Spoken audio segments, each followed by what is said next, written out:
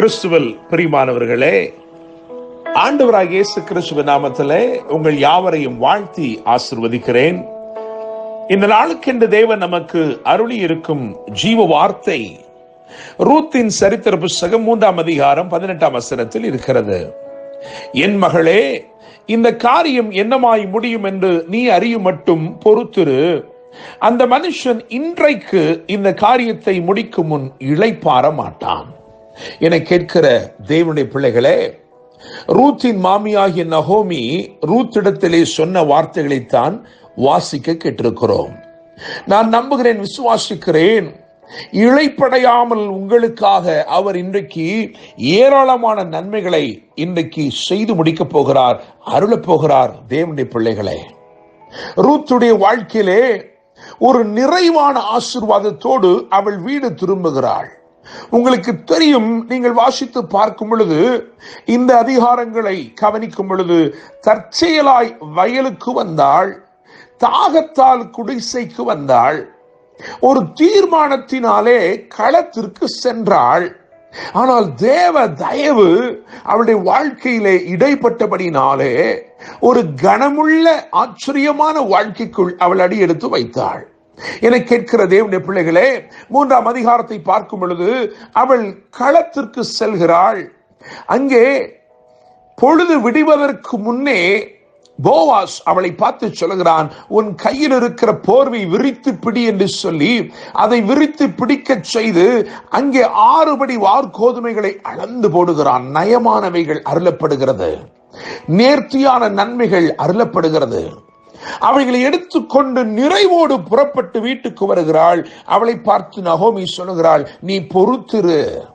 என கேட்கிற தேவனுடைய பிள்ளைகளே, நிறைவானதிலும் பெரிய நன்மை உண்டு என்று நகோமி அறிந்திருந்தாள்.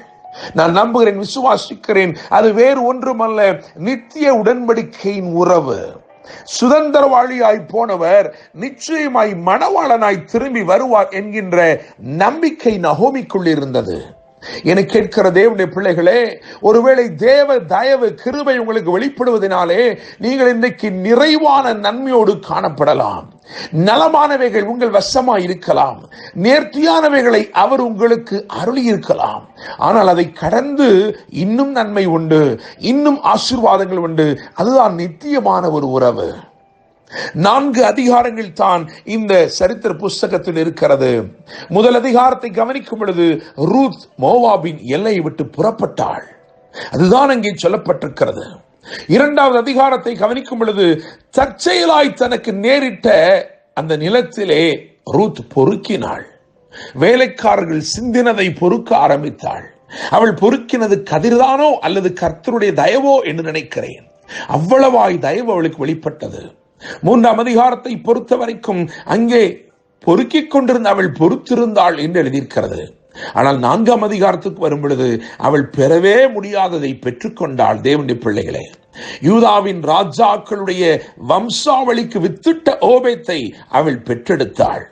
என கேட்கிற தேவனுடைய பிள்ளைகளே, நீங்கள் இன்றைக்கு தேவனால் அருளப்பட்ட வார்த்தை கவனிங்கள். என் மகளே, இந்த காரியம் என்னமாய் முடியும் என்று நீ அறிமட்டும் பொறுத்திரு. அந்த மனுஷன் இன்றைக்கு இந்த காரியத்தை முடிக்கும் முன் இளைப்பாற மாட்டான். உங்கள் வாழ்க்கையிலே ஒருவேளை நெடுநாட்களாய் நீங்கள் காத்திருக்கும் காரியமாயிருக்கலாம். ஒருவேளை ரூத்தை போல நம்பிக்கை இழந்தவர்களாய் எல்லாவற்றையும் இழந்து பரிதபித்த ஒரு நிலையிலே கர்த்தரால் ஒரு பாதை திறந்து நடத்தப்பட்டு நீங்கள் வந்து கொண்டிருக்கலாம். இன்றைக்கு ஆண்டவர் உங்களை பார்த்து சொல்லுகிறார், இவைகளை, இந்த நன்மைகளை, இந்த ஆசீர்வாதங்களை உங்களுக்காக அவர் இருதயத்தில் என்ன வைத்திருக்கிறாரோ அதை செய்து முடிக்கும் முன்னமே அவர் இளைப்பாற மாட்டார்.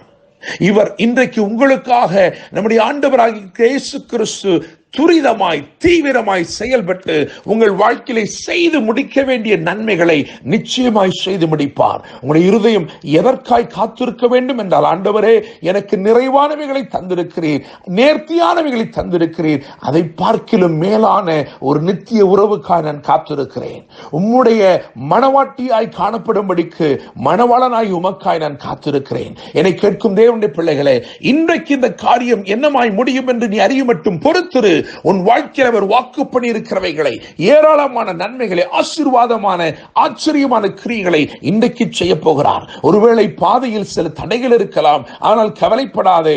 முன் செல்லுகிற தேவன் மகத்துவம் நிறைந்தவர். போவாஸ் என்றால் ஸ்விஃப்ட்னஸ் என்ற அர்த்தம், துரிதமானவன் என்ற அர்த்தம்.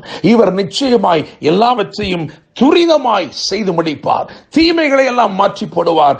நன்மையினால் உன்னை அலங்கரிக்கும்படிக்கு இதோ வந்து கொண்டிருக்கிறார். என கேட்கும் தேவனுடைய பிள்ளைகளே, சொல்லப்பட்ட வார்த்தையில் சொல்லப்பட்டிருக்கிறது போலவே இன்றைக்கு இந்த காரியங்களை உன் வாழ்க்கையில் அவர் செய்து முடிக்கும் முன்னே இளைப்பாற மாட்டார்.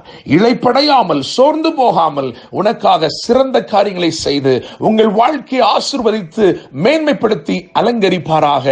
என்றும் அன்புடன் pastor Daniel Moses. God bless you.